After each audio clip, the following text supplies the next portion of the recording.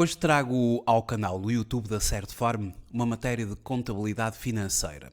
Vamos falar sobre provisões, como é que se contabilizam, qual o impacto das provisões nas demonstrações financeiras da empresa e vamos também fazer uma abordagem ao contexto fiscal. Em primeiro lugar, quero agradecer o facto de estar a visualizar este vídeo. Sejam muito bem-vindos à Certform Escola de Formação Prática.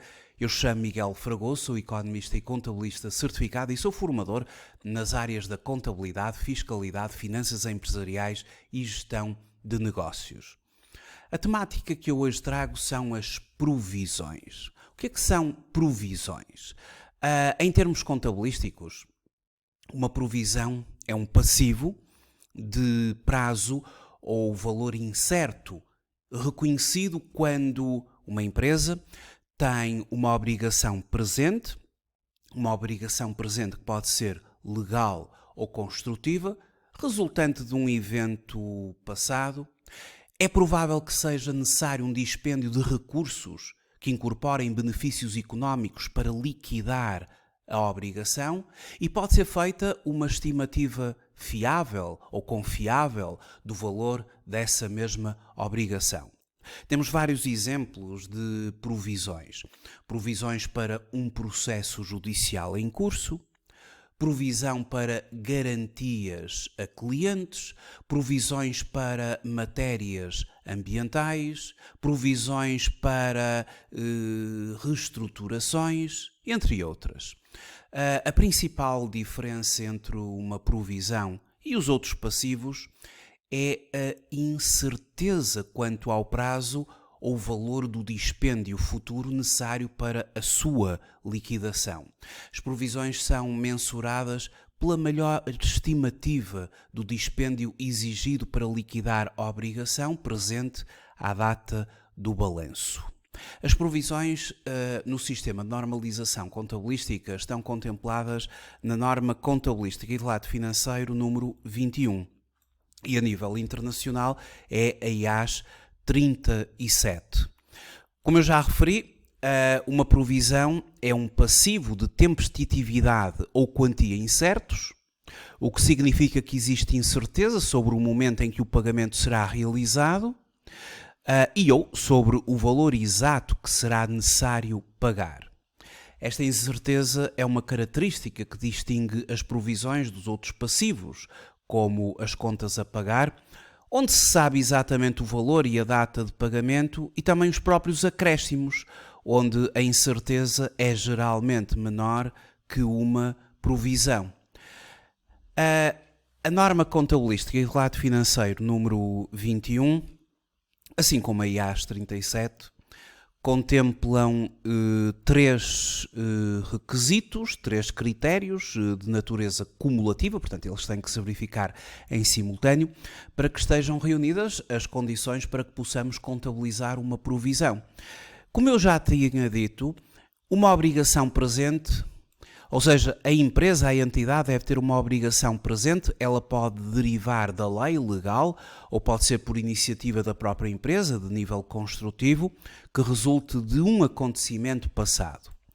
Há a probabilidade de um ex-fluxo, ou seja, deve ser provável que seja necessário um ex-fluxo de recursos que incorporem benefícios económicos para liquidar essa mesma obrigação. E deve ser possível fazer uma estimativa fiável da quantia dessa mesma obrigação. Quando reunidos cumulativamente estes três critérios, as provisões serão reconhecidas. Elas merecem ou requerem uma monitorização contínua e devem ser sempre revistas à data de cada balanço, à data de relato. As provisões devem ser ajustadas para refletir a melhor estimativa corrente e, se deixar de ser provável essa necessidade de um ex-fluxo de recursos que incorporem benefícios económicos futuros para liquidar a obrigação e já tendo a provisão sido constituída, ela deve ser revertida. Para se contabilizar as provisões, o Código de Contas contempla as seguintes contas. Uma provisão, ela contabiliza-se a quando da sua constituição, debitando uma conta de gastos do período e creditando uma conta do passivo. E quais são as contas que se usa então a débito e a crédito para o reconhecimento inicial ou reforço de uma provisão? Do ponto de vista dos gastos e com impacto na demonstração dos resultados, as provisões são reconhecidas na conta 67 do nosso Código de Contas do SNC. E aqui pode-se observar os vários tipos de provisões: impostos, garantias a clientes, processos judiciais em curso, acidentes de trabalho e doenças profissionais, matérias ambientais, contratos onerosos, reestruturação e outras provisões. Dada a tipologia da provisão, nós começamos por debitar a conta 67 e a sua divisionária face ao tipo de provisão. Esta conta é debitada, vai impactar a demonstração dos resultados, gasto do período, e creditamos a conta de passivo. E a conta de passivo é a conta 29, provisões, e depois as respectivas subcontas, que são exatamente as mesmas das várias tipologias de provisões que estão contempladas. Portanto, um débito numa conta de gastos, um crédito numa conta de passivo, e o passivo vai impactar o balanço da empresa. Ora, vamos ver alguns exemplos de reconhecimento de provisões. Comecemos com uma provisão para processo judicial em curso. Vamos imaginar uma situação de uma empresa XYZ SA que está envolvida num processo judicial laboral em curso, no ano N, no presente ano, onde um ex-funcionário reclama uma indemnização por despedimento sem justa causa. Ora, os advogados da empresa estimam que é provável que a empresa seja condenada a pagar uma indemnização de 25 mil euros. Portanto, temos aqui uma obrigação de âmbito legal, portanto é uma obrigação presente de âmbito legal, no caso concreto. É provável que seja necessário o dispêndio de recursos, ex-fluxo de recursos, para liquidar a tal indemnização, e os advogados fazem aqui uma estimativa, que vamos considerá-la fiável, de 25 mil euros. E, portanto, este é um passivo que nós vamos reconhecer. Obviamente, há alguma incerteza, mas para tal, e também num âmbito de prudência, porque a prudência está aqui subjacente ao reconhecimento das provisões, vamos constituir uma provisão para processos judiciais em curso. E então, ao nível do Código de Contas, começamos por uma conta de gastos, que será a conta 67 provisões do período, a 67.3 processos judiciais em curso. Esta conta é debitada pelos 25 mil euros. E credita-se a conta do passivo, que é a conta 293 processos judiciais em curso, e é assim que se reconhece a constituição aqui da provisão. Agora, qual o impacto que esta contabilização que acabamos agora de fazer tem ao nível das demonstrações financeiras? Ao contabilizarmos um gasto do período, a tal conta 67.3, o impacto vai começar na demonstração dos resultados. O gasto vai provocar uma diminuição dos resultados contabilísticos da empresa. Mas podemos mesmo observar a demonstração dos resultados. Ao contabilizarmos uma provisão no valor de 25 mil euros, temos aqui na demonstração dos resultados as provisões e, portanto, há ali um aumento dos gastos. Os gastos são uma componente negativa, diminuem os resultados, e, portanto, há uma diminuição dos vários resultados contabilísticos da empresa, culminando com o próprio resultado líquido do período que virá, assim, diminuído. Como o resultado líquido do período liga ao balanço da empresa, agora já verificando o impacto no balanço da empresa, o capital próprio vem diminuído, porque o resultado líquido assim o contemplou, e há um aumento do passivo não corrente em provisões. Aumento do passivo, diminuição do capital próprio no mesmo montante, portanto está assim, como sempre, e não pode nunca deixar de estar contemplada a equação fundamental do balanço. O ativo é igual ao capital próprio mais o passivo, intacta a equação fundamental do balanço.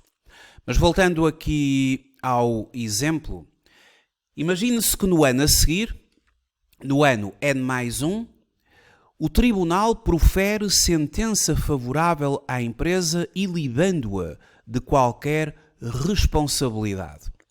Ou seja, efetivamente vamos ter de proceder agora a uma reversão, porque este exemplo já está devidamente preparado para que possamos aqui contemplar a possibilidade de reverter a provisão. Ou seja, se deixar de ser provável a necessidade do ex-fluxo de recursos que incorporem os benefícios económicos futuros para liquidar a obrigação, a provisão deve ser revertida. A verdade é que há um desfecho diferente daquele que nós tínhamos preconizado inicialmente.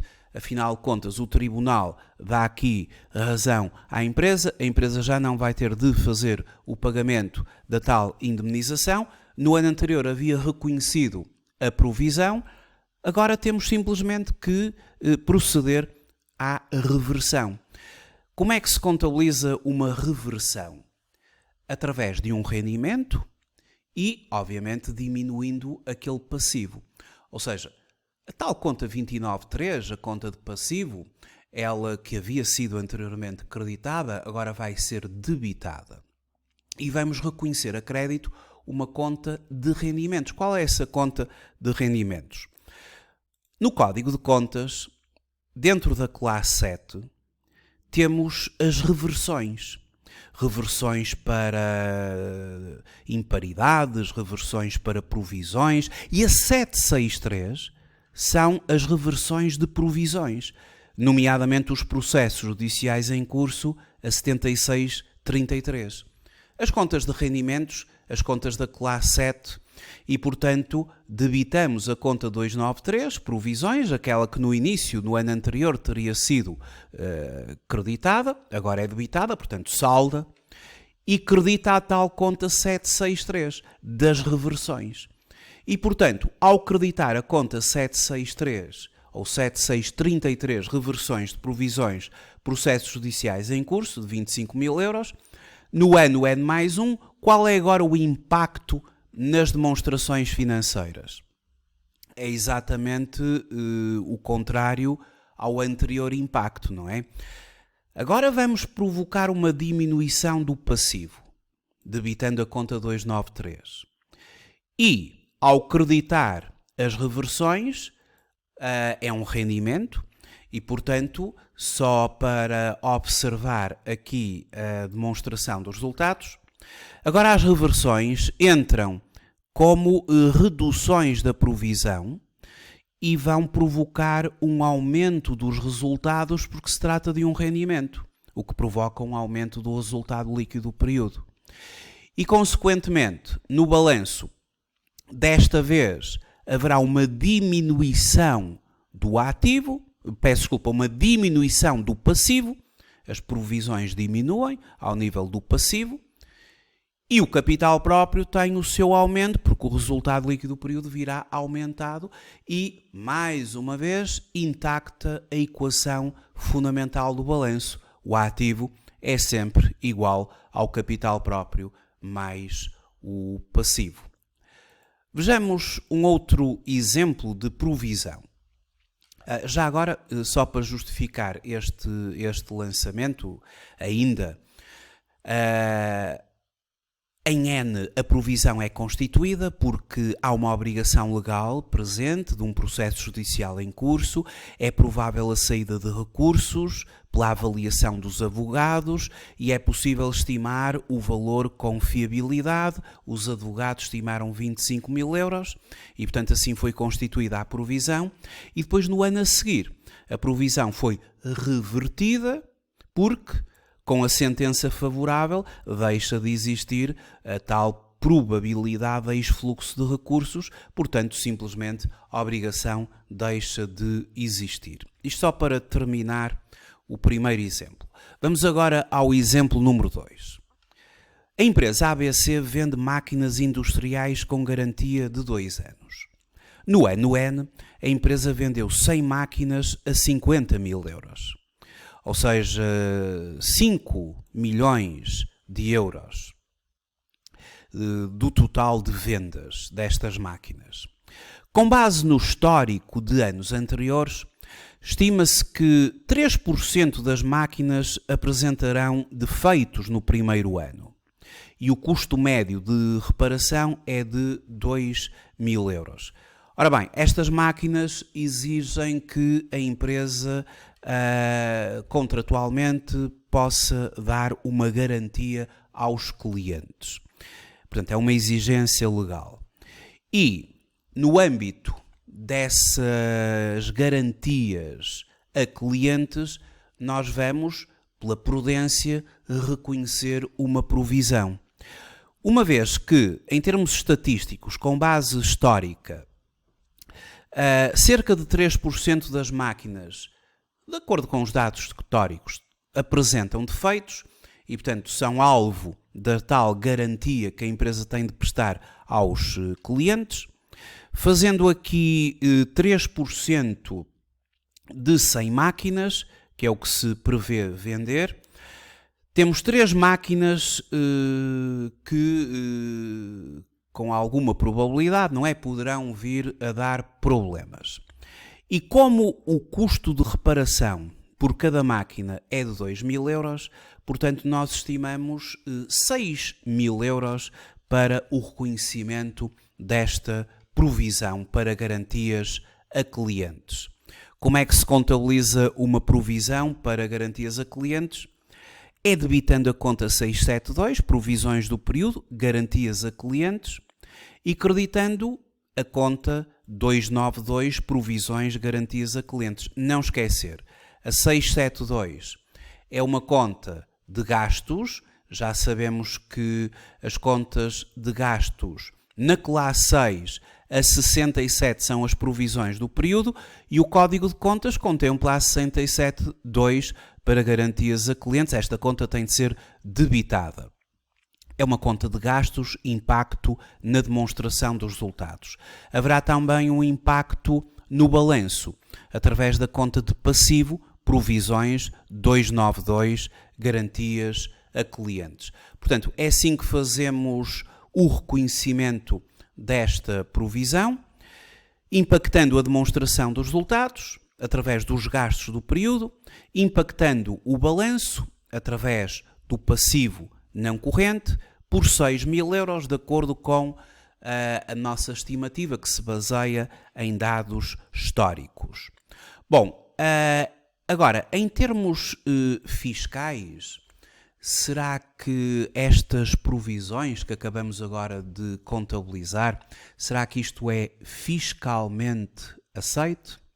Para tal, a resposta é-nos dada pelo código do IRC. Então, no código do IRC, temos o artigo 39, que é o artigo das provisões fiscalmente dedutíveis. Portanto, este artigo 39 vai elencar ou vai definir aquelas provisões que são aceites. Ou seja, que o legislador aqui as aceita como um gasto dedutível em termos fiscais. Então, podem ser deduzidas para efeitos fiscais as seguintes provisões: as que se destinem a fazer face a obrigações e encargos derivados de processos judiciais em curso por factos que determinariam a inclusão daqueles entre os gastos do período de tributação. A primeira provisão que nós contabilizamos foi uma provisão para processo judicial em curso. Portanto, aqui ela é fiscalmente aceite. Em relação às garantias a clientes, as que se destinem a fazer face a encargos com garantias a clientes previstas em contratos de venda e de prestação de serviços. Portanto, elas parecem também ser fiscalmente aceites, todavia obedecem a um limite e esse limite está contemplado no número 5 aqui do artigo 39. E, portanto, esta empresa, quando preencher a declaração modelo 22, vai ter de verificar se aqueles 6.000 euros de provisão para garantias a clientes excederam o limite que está contemplado no número 5 da norma. É que o montante anual da provisão para garantias a clientes é determinado pela aplicação às vendas e prestações de serviços sujeitas a garantia efetuadas no período de tributação de uma percentagem que não pode ser superior à que resulta da proporção entre a soma dos encargos derivados de garantias a clientes efetivamente suportados nos últimos 3 períodos de tributação e a soma das vendas e prestações de serviços sujeitas a garantias efetuadas nos mesmos períodos. A empresa tem que fazer aqui este quociente, determinar qual o montante fiscalmente aceite e, se esse montante fiscalmente aceite ficar aquém dos tais 6.000 euros, a diferença terá de ser objeto de um ajustamento fiscal a crescer. Já agora é na declaração modelo 22 que fazemos este tipo de correções no apuramento do lucro tributável e tudo o que seja correções em relação a provisões que não são dedutíveis ou que podem ir além do limite legal é o campo 721 do quadro 7 da declaração modelo 22, nos ajustamentos fiscais a crescer, que teremos de trabalhar. É aqui que vamos corrigir este tipo de provisões, quando elas não são dedutíveis ou quando vão além dos limites legais, porque a provisão para garantias ela é fiscalmente dedutível, poderá ultrapassar o limite legal. Agora, este artigo 39 elenca quais as provisões fiscalmente dedutíveis, já vimos processos judiciais em curso, garantias a clientes, mas condicionadas a um limite que o número 5 da norma contempla e que a empresa tem de calcular.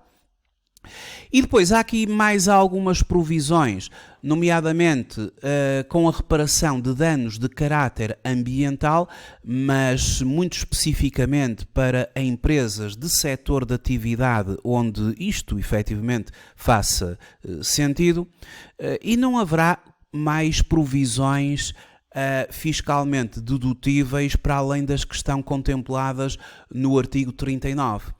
Isto significa que, se uma provisão é contabilizada e não está no elenco do artigo 39, ela não é fiscalmente aceite.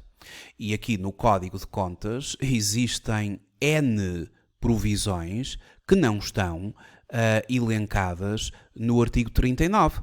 Basta verificar, provisões para impostos não são fiscalmente aceites, acidentes no trabalho e doenças profissionais, contratos onerosos, reestruturação, portanto, este tipo de provisões que não estão elencadas no artigo 39 não são fiscalmente aceitos. Muito obrigado por ter visualizado este vídeo. Até uma próxima oportunidade. Até breve.